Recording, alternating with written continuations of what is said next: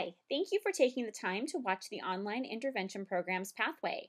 I am Angie Coville, the intervention coordinator here at CAVA, and I am going to give you an overview of the iReady, the Compass Odyssey, and the Catch-Up Math programs.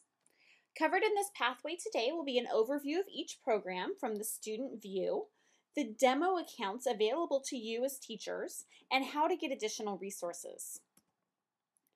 We have 3 online intervention programs here at CAVA: iReady, Catch-Up Math, and Compass Odyssey. All 3 programs are independent and they are intended to remediate student skills. These are for students who are working below grade level in math or language arts. Catch-Up Math is exclusive to math. iReady and Compass Odyssey both have math and language arts components. The first program I'm going to discuss with you is iReady. The students in this program are K-5. This is a requirement for all Title I and SPED students. For Title I students, they are required to work a minimum of 1 hour per week in their subject area. So students who are working with a language arts intervention specialist will be working for 1 hour per week additionally in the iReady program under language arts. If the student has a prescriptive plan, iReady should be part of the prescriptive plan and on the assignment sheet. iReady is available to GE students who are working below grade level but may not qualify for special education or the intervention specialists. Catch-Up Math is another adaptive program for grades 6 through 8.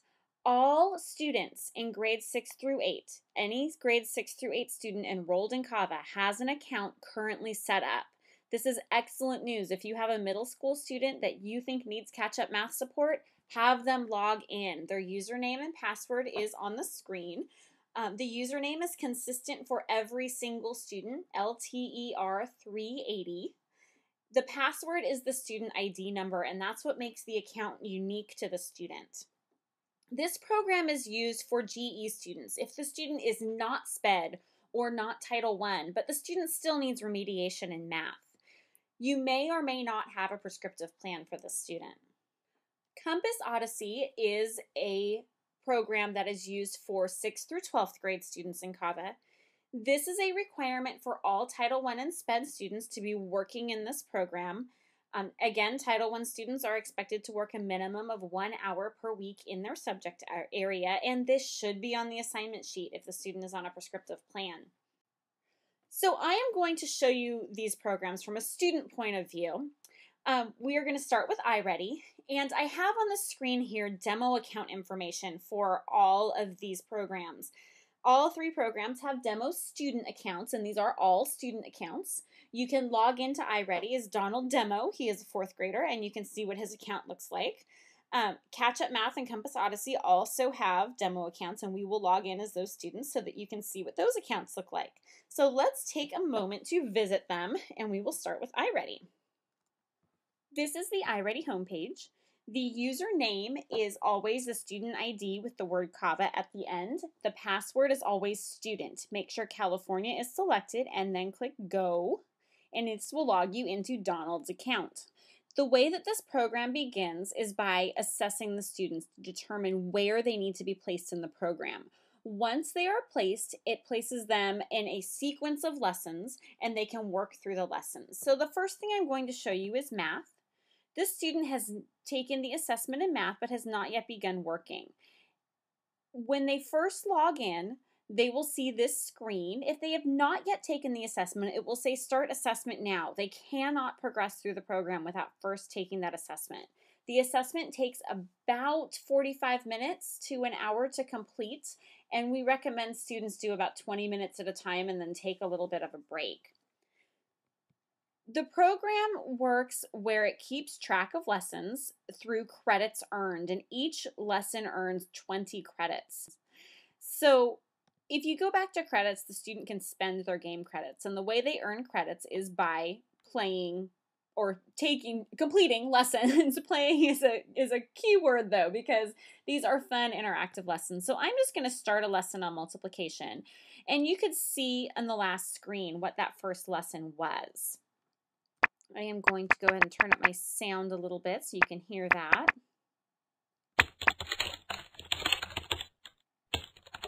So our study buddy takes us into the lesson, and the lesson is an interactive, kind of fun thing for students to do. And this is a level 4, volume 2 lesson on properties of multiplication. That means it's starting the student out at level 4.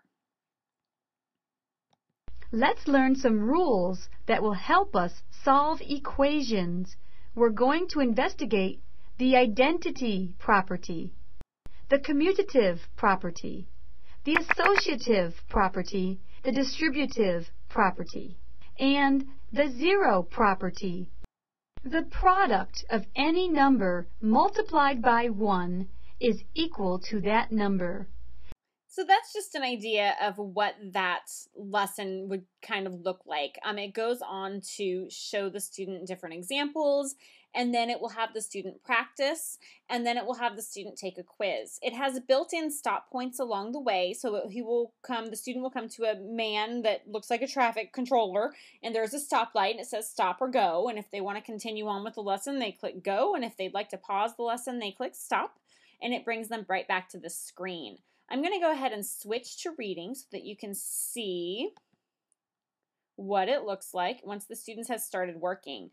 So this student has taken one lesson. He's completed one lesson, and he has earned 20 game credits. You need to earn 50 credits in order to play a game. There's lots of different games here, and it tells you at the bottom how many credits they need when they highlight it. These games are a little bit different from the ones built into the lessons because they have no educational component whatsoever. They are limited to 3 minutes in the game, so they really do need to earn their credits to play the games. And they can build up their credits to play for longer amounts of time, or they can play every 50 credits that they get. You can look at the detail component as a student, and this is something handy for parents.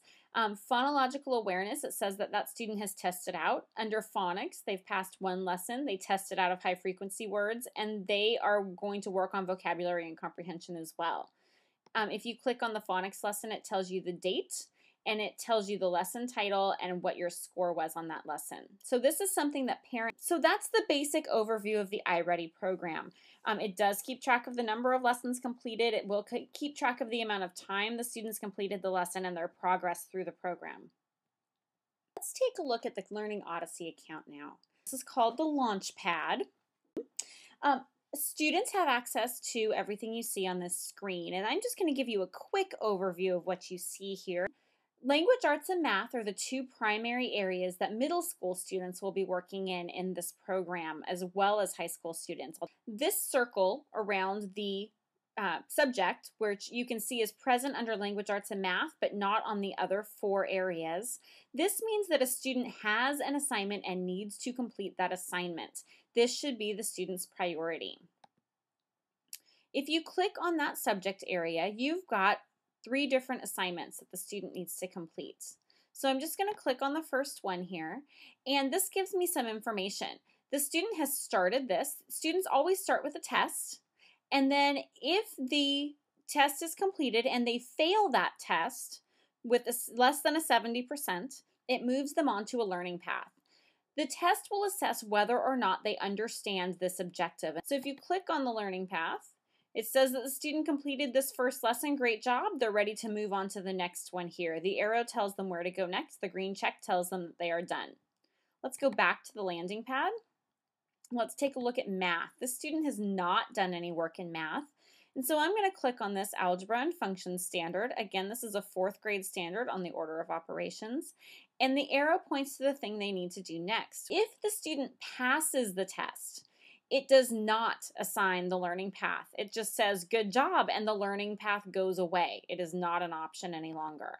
If I check on the learning path, it's going to tell me that I need to complete this lesson. And when I click on this, these are the 3 different lessons within that learning path standard. Again, the arrow tells me where to start first. Back to the Launchpad.